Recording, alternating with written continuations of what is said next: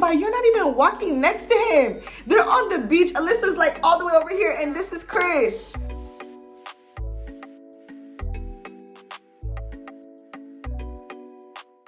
Hey guys, welcome back to the channel. It's your girl Nelly V. Hope y'all are doing well. Married at First Sight, episode 4. So, finally the weddings are done. Basically this week, the couples had a meal with their new spouse's family, got a chance to ask some questions, kind of figure out, the new person in their family, their intentions, kind of get a chance to kind of give the person a little bit of warning about the new person that they just married, blah, blah, blah. They also found out that they're going to Puerto Rico for their what was I about to say? Homecoming, for their honeymoon, and then they traveled to their honeymoon, which there was a little bit of drama, but we'll get into that. I made a lot of notes today because there was a lot going on. So, and I usually record the next day, and I usually record the next day and kind of give myself some time to marinate. So hopefully I remember everything. So before we get into it, go ahead and like, comment, and subscribe. And if you are Married at First Sight fan, go ahead and share this video with another Married at First Sight fan, okay? Put them on to Nelly V, all right? All right, we're gonna start with Steve and Noi because I feel like they're the easiest to get out the way because they keep trying to drag this, Steve ain't got no job story. And I'm like, okay, give it a break. Like, that's not his whole personality, Can we move on from it? Like, they dragging this out, and I hate when they be doing that, So, yeah, they had brunch, or, they had food with the other people's families.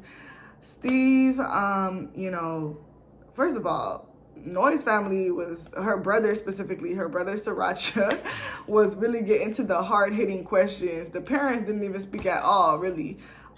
Basically, he was like, why were you traveling? Why were you, what are you going to do to be financially responsible? This and that. And Steve was, honestly, Steve's answers made me even more confident in him. He's like, yeah, I just wanted to reconnect with myself. He said he's been doing freelance work. Like, the man knows how to make money. Why are we acting like he's like some kid and like he doesn't know what he's doing? Like, I'm sure, because the whole thing is like, well, the mom was like, if you're gonna have a kid, you need to have a job. I think he knows that. I think it's obvious, Later in the episode, he was kind of like, he said, when and if I get a job, I don't know. But I do think he has a plan. I do think he understands, if he's going to be in a long-term thing with Noi, he's going to need to have a plan. He's going to need to be, bringing in income, blah, blah, blah. But I really still don't think it's an issue at all. All in all, I think they have great chemistry. I think they're a little boring right now. That's why I was like, let me get them out the way and do them first. Noi, she was like crying. She'd be crying. She'd be like overly emotional to me.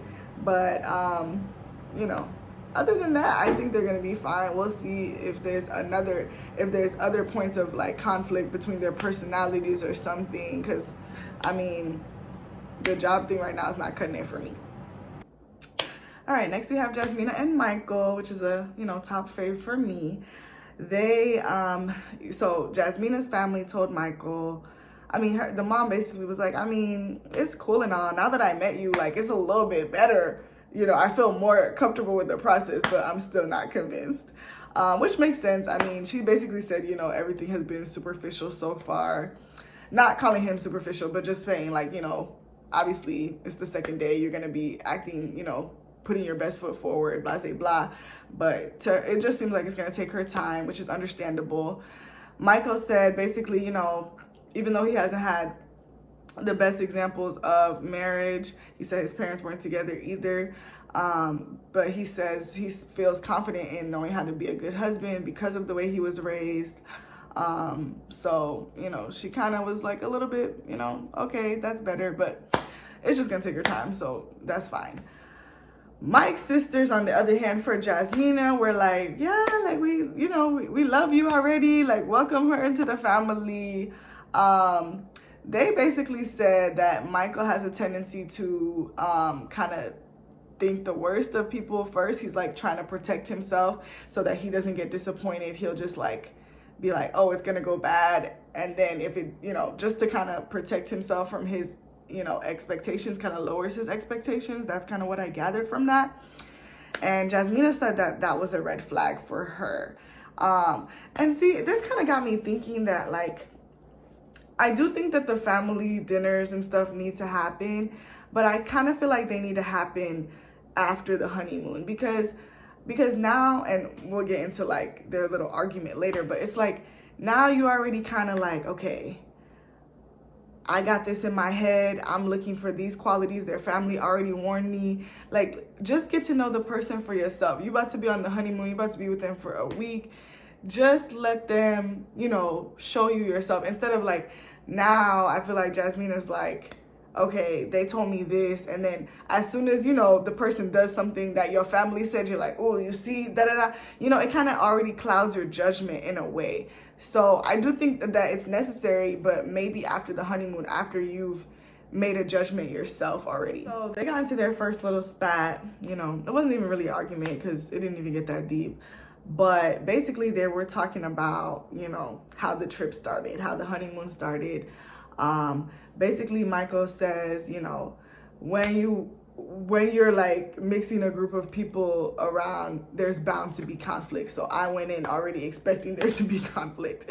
And Jasmina is like, what? Why would you assume that? And I kind of was like, yeah, like, why would you assume that? I mean, like, yes, everybody has different personalities, but nobody could have expected what happened between Lindsey and Olujuwan. I mean, Lindsey is on 10 and Olujuwan is on 10, but right off the bat, them having an argument, you know, like, and I'm not saying that Michael was saying that he already knew it was going to happen, but he was basically saying like conflict is inevitable and stuff. And I mean, I agree, conflict is inevitable, but that's not what I'm thinking about on my honeymoon. Like, oh, we all 10 of us about to meet and we about to just, you know, not like each other or something like that.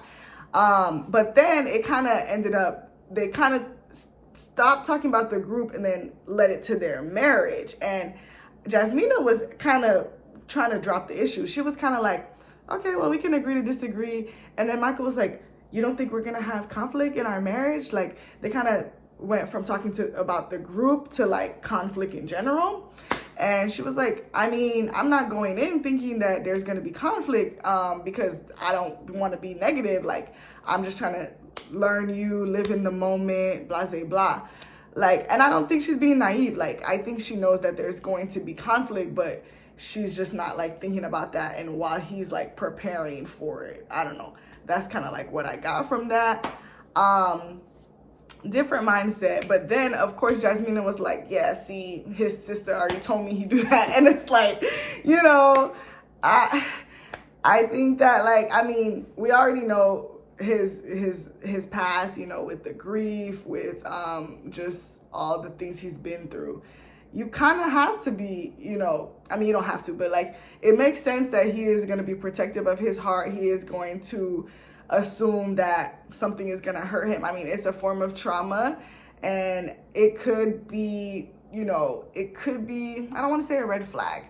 I want to say something, a point of caution that she should maybe keep in, you know, in the back of her head. But I don't think that like it's making him a negative person or anything like that. I think he's just guarded, and, you know, rightfully so. Okay, so next we have Katina and Olujuwan. And I just need to know, though, where's Katina's bonnet? Because she waking up and going to sleep with this wig. Where's your bonnet? Jasmina got her bonnet on. Like, can we, you know, show a realistic depiction of what a Black woman goes to sleep doing? Because there's no reason why you need to be wearing that wig to sleep, okay? But yeah, so they met each other's families. So Katina met with Olujuwan's second mom. She gave her a nice little gift, a little cheerleading thing, symbolizing that, you know, you're gonna be his cheerleader from now on. I'm trying to see. I mean, she basically was like, you know, at least he was honest with you and told you about his past. I don't know how I feel about that, but Katina doesn't seem too pressed about it. But we'll see if, you know, how she is later. Katina's friends were not feeling Olujuwan. I don't know nobody, well, one of her friends is, but her family, her mom definitely not feeling him after last week, that stuff she pulled with the rabbit. Her, the one friend in the middle didn't speak, and then her friend, the guy friend, was not feeling Olujuwan at all. He basically felt like he was BSing his answers, and Olujuwan was like, I'm not gonna, prove myself to a grown man, blah, blah, blah. Like, I'm in it for the right reasons, da, da, da.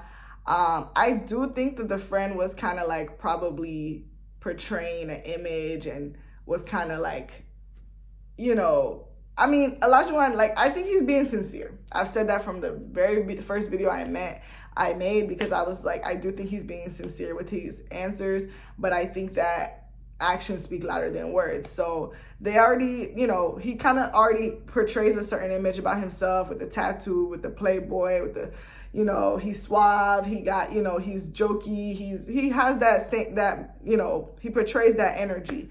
So they're not, I feel like you already have that bias towards him, so they're not going to take anything he says serious. So Olujuwan just has to show that actions prove, better than words. Actions, what's the saying? Y'all know what I'm trying to say. It's 12:30 in the morning. But anyways, so yeah, I just feel like, and Olujuwan is doing a lot of talking. He's laying it on thick with everybody, with Katina, with Katina's family and stuff. So he just need to stop talking and just let himself show. When he was laying up with Katina later, or like at the end of the episode, he was basically like, so when you gonna let your walls down? And she was like, like, I gotta proceed with caution around here. And I just wish that he would like be more patient. Like, he's like, well, you're my wife and I'm your husband. Like, that doesn't mean anything right now. So like, I feel like she is being open and she's being as vulnerable as anybody can possibly be on the second day of knowing somebody, So he, like I said last week, he's like so consumed with the title, he thinks that actually gives it weight. Like, yes, you're saying you're not going to disappoint her. You're saying you're not going to do all these things. You also did tell her about your past and everything. So she does need to just be, treading lightly. But I think she's still being open. She's still like, my husband. Every 5 minutes, she's like, my husband, my husband. I think that's because she don't know how to say his name. But anyways, she's, I think she's still being open to the process. So I'm just like, come on now, be patient. Just be patient. Because if you push her and you add too much pressure, then it's just going to scare her away. And that's not going to be good for you. And I don't think you should take offense to that or anything like that. I think where the pace that they're at is good. I do think he's a lot more sexual and more like touchy-feely than she is. Guys are like that in general, though. She doesn't seem to mind it. It bothers me though when I see it on the screen. But I mean, yeah. Anyways, it looks like, looking at the preview for next week, that might come up, their intimacy, their history, sexual history, things like that. So we'll see about that. With the cheating thing, he basically was like, I technically didn't cheat because I wasn't with nobody. I wasn't claiming nobody. You was cheating. Just say that, okay? Like, I hate when men be like, oh, I didn't claim her. Yeah, but you were probably letting her believe that you were going to claim her or that, you claimed her, blah, blah, blah.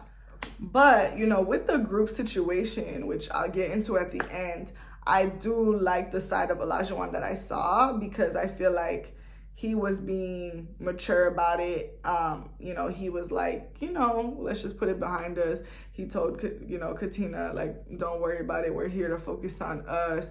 I felt like he was, giving good advice and being like civil. So that gave him like half a little point in my book, just half, like nothing serious. All right, Mark and Lindsey. So, the situation with the mom came out, basically saying that the mom suffers from severe depression. That was really sad.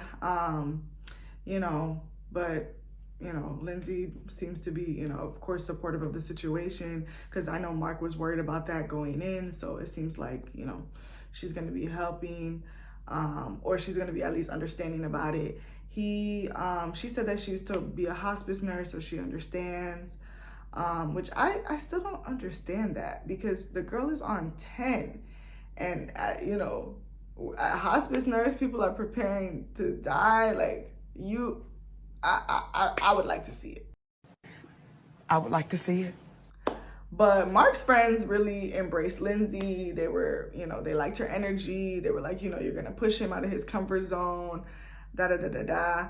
The whole, okay, so she's a little bit more, she traveled a little bit more than him, been to more countries and things like that. And one of my pet peeves, and I like to travel and stuff too, I hate when people like make that their personality trait, or like they use it as like, I know more, and like I've been, to more places than you. And like, I don't know if I'm explaining it right, but like when they, make it seem like you know so much just because you've been to more places, which that could be the case, but like, I don't make the other person feel a type of way about it, which is, I feel like that mentality is what led her into the situation on the plane. But regardless, I think that she was like a little bit acting like she knows a little bit more than Mark when they're, packing for the honeymoon and things like that. And it's like, nobody likes to know it all. Nobody likes to know it all. And certainly, not somebody I just met. So like, I mean, again, they seem like they have a little bit of an understanding. So maybe that's just how it came off to me. But I'm like, simmer down, girl. Just because you've been to Puerto Rico 7 times, ain't nobody care. Lindsey at the end basically said that she thinks she's already in love with him. She felt like Mark really, supported and cared for her, through that whole situation, which I agree, and that's good. I didn't talk about what Lindsey's friends thought about what Lindsey's family said with Mark. Okay, so Lindsey's family with Mark, they basically were like, it's good that you want to give her the world and everything, but you're gonna have to tell her no, because she be doing too much. And he looked frightened. The man was like, well, that's probably just how production cut the camera, so never mind. But either way, the dad was like, yeah, you got to be a lion tamer, this and that. And I'm like, see, yeah, she's out of control. Like, that's not good. Like, he said her tongue is vicious and this and that. And it's like, Mark is gonna constantly have to put out fires, because his wife is gonna be talking reckless like she did, and then he's gonna have to be the one to be like, mediate the situation and peacemaker it out and stuff. And like, I mean, that's just gonna get old. Like, like, you constantly putting me in drama, But either way, he did show that he has her back, and he also, I think he acted great in the situation, because he was like a mediator. He respected how the other people felt while also supporting his wife. So, kudos to him. All right. And lastly, everybody's favorite, Alyssa and Chris. So, okay. So, well, first of all, they showed the wedding night over again, and basically, she basically, did not sleep in the same room as him, which is just blowing me right now, because it's like, you signed up to marry a stranger, yet you don't feel comfortable sharing a room with a stranger. The math isn't mathy, okay? So Chris is just like, I am really at a loss. I don't really know what happened, blah, blah, blah. So he goes to go meet with Alyssa's mom and her friend. And the friends, they basically give him false hope, because she's like, the honeymoon's gonna make it better. Y'all gonna get a chance to connect. I do think she's being rash. The mom was like, I think you're a great person. Chris is like, okay, I'm I'm over it at this point, And I really hope that her friends and family check her and talk to her, because like, you're giving this man false hope, and you need to just be honest. Like, at this point, y'all lied to the man twice. Like, she likes you, she's gonna know. And clearly he's having a way different experience from what y'all said about her, So yeah. On the other hand, Alyssa decided not to talk to Chris's family about what happened the night before. She was acting all, fake, kind of, basically. And Chris's friends, they're not doing him no favors. And you know what? Because I know that Chris didn't tell his mom he was doing the show. Remember, he told his mom it's a real estate show, blah, blah, and that he was getting married. I don't know if he had that approach with all his friends, because it's giving unrehearsed. It's giving, I'm gonna just, like, they're not selling him. They're not selling him at this point.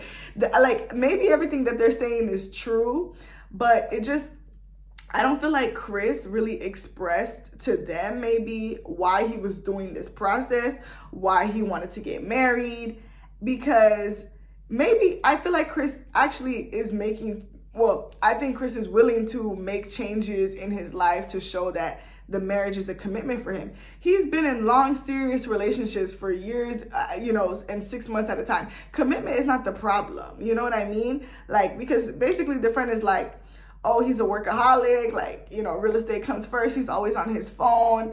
You might have a backseat, da-da-da. I don't think you did him any favors by saying that, because he does sound like he's going to be committed to the marriage. Like, yes, he has to work. Like, that's his job. But, like, and Alyssa is just listening to every opinion about him, but Chris is, like, not letting Chris.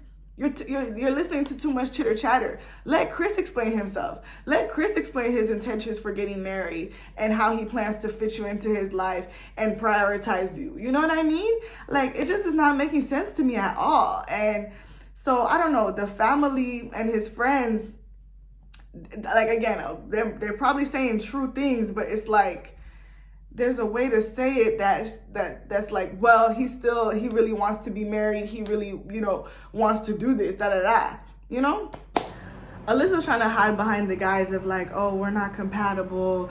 We're not vibing. We'll be better as friends, da-da-da. And it's like, just say you're not attracted to him so that, just be honest. Just be honest. You don't like him and you're just trying to hide. And it's just annoying. She she also said we don't have the same hobbies. Like, you don't have to have the same hobby as your husband. Like, just make it make sense. If you're gonna build up all this argument, make it make sense. Chris was like, how do you feel about going on the honeymoon with me and spending time with other couples? Alyssa talking about, yeah, it'll be nice to spend time with other couples. I'm like, yeah, that's like the biggest slap in the face. Like, and then, like, in the bachelorette party, she wasn't even trying to be friends with these people. Now, all of a sudden, she's on the bus. She's in the video. I feel like Alyssa's like, I ain't get a husband out this process. Let me at least get a friend or two. Let me at least get close to Jasmina or something. Because I was like, when did we see this girl mingling and being social? Okay, like, girl, just cut the act. Cut the act. All right, now let's go to their balcony conversation. So Chris is very much like, I need to know if there's any part of her that still wants to do this, like, if there's a little piece of her that wants to try, we can try, but like, I need to know. And he was kind of putting pressure on her. He was basically like, I don't think you did this for the right reasons, blah, blah, blah. And she was like, she was gaslighting him, and I'm glad he said it, but she was like, yeah, I did come in for the right reasons. I did try. When did you try? And she's saying, like, from the moment we met, it's just been differences. And, she's committed to just, misunderstanding him. She brought up the fact that, like, basically she's like, oh, you told my family on me. What choice? You literally let that man go to sleep without, we later find out that they talked at like 2:00 in the morning. But you was about to let this man go to sleep just by, like, listen, there's some things that were said, but I don't want to talk about it. Like, and he wasn't gonna, tell your family. Like, you didn't tell his family because you were trying to save face, but you know exactly what you did. So you mad that they got to him first, or like that he got to them first? Like, come on. You deserve that. You deserve to be snitched on. You deserve to be snitched on. So yeah, Chris is like, yeah, I really don't feel like you trying. And she's like, yes, I am. And do you feel like I'm lying? Why would you ask that? That's already like, that's already a loaded question. And he's like, yeah. And she's like, he called me a liar, he called me a liar. I'm like, girl. Anyways, they're not gonna make it. We'll be happy. I'll be like, we'll be lucky if they have a good week with no other types of problems. But the girl is a spoiled brat. I don't like the energy she's projecting. Chris, everybody's like, Chris is a good guy. He don't deserve this. I mean, it's just very unfortunate.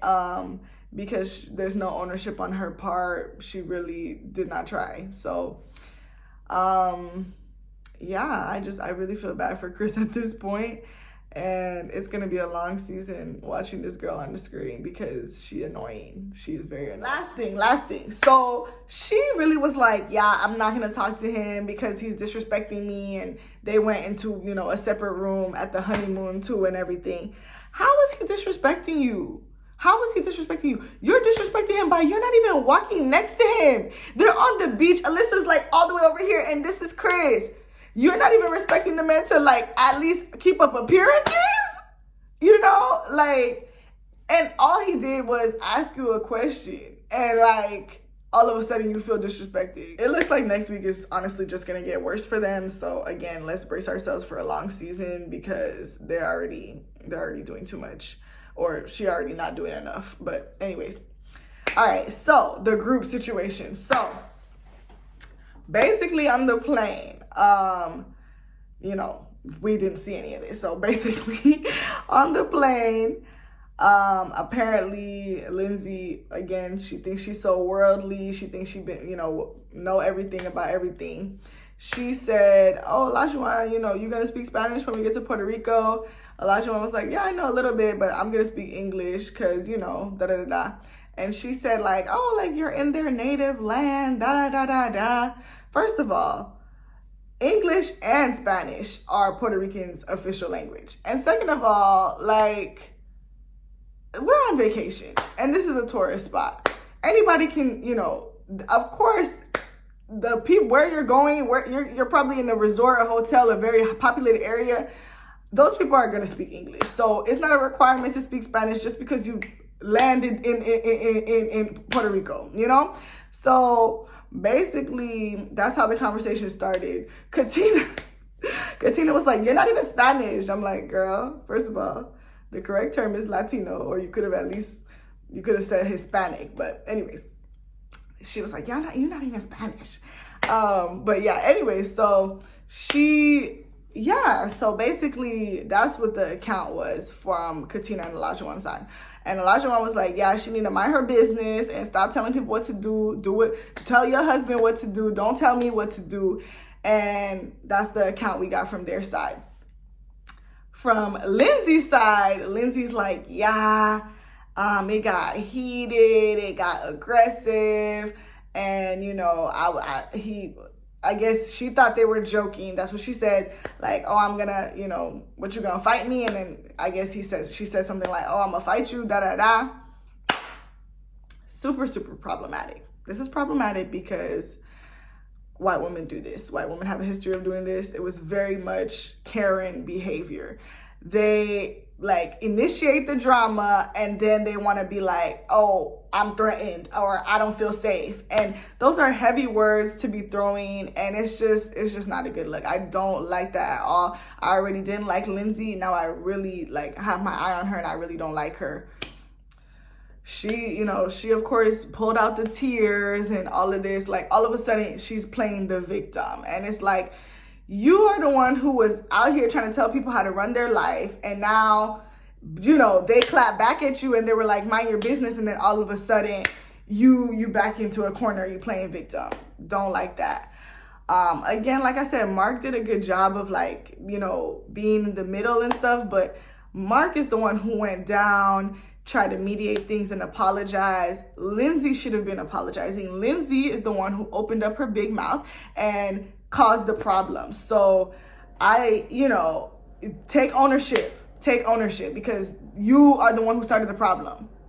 and you know, you have to be careful with those words, because you're saying, you're categorizing him as the aggressor, as, you know, you felt unsafe and you felt uncomfortable. Those are very heavy statements to be saying. And they know, you know, the power that they have. White women know the power that they have, and you don't need to be abusing that power just to, you know, play victim and be the crier and da-da-da-da, you know? And it's just like, the man said he knew a little bit of Spanish. If you're fluent and you feel comfortable, then order in Spanish and speak in Spanish. Do what you gotta do. But mind your business. And I don't know, their sides of the story were just very different, like dramatically. Like, and I just really don't think Olujuwan would be knucking and bucking like in the plane like that. I don't know. But again, there's no footage, so we don't know. But obviously, you see which side I took. So anyways, Olujuwan and Katina. So Katina was like, yeah, I already, because like I said, Olujuwan was trying to be mature about it. He's like, you know, at the end of the day, we're going through this experience, this brotherhood, this sisterhood. Katina was like, that's not my sister. Oh, I love her for that, because she was like, let's cut the games, you know.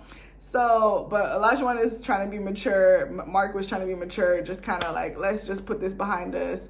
You know, she didn't even want to get on the ride with them, blah, blah, blah. It also looks like Katina and Lindsey are going to butt heads again next week.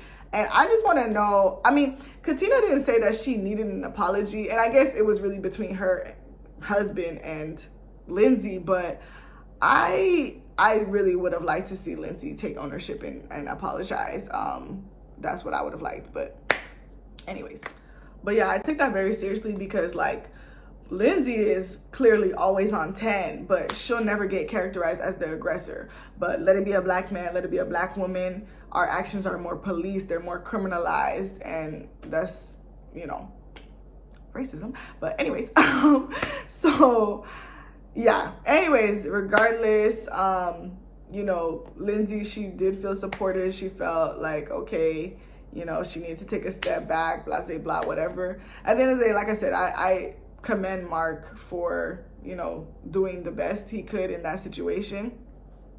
But it's gonna be a habit for him, I can already see, because she already had no business just ruffling feathers, just off unprovoked, just ruffling feathers. So imagine, you know, when she gets mad or whatever. But yeah, we'll see how the rest of the group interactions play out next week. It looks like there's still going to be some conflict, but at the end of the day, this is the most time they got to spend with each other. And then I feel like later they do like, oh, well, they do the couples retreat and stuff too. But anyways, we'll just see. But yeah, anyways, if you made it to the end of this video, you're a real one. Go ahead and like, comment, let me know what was your favorite part this episode. Talk to me. How did you feel about the situation, you know, on the plane that we didn't see but heard about? What do you feel about the couple so far, about the family advice that they gave?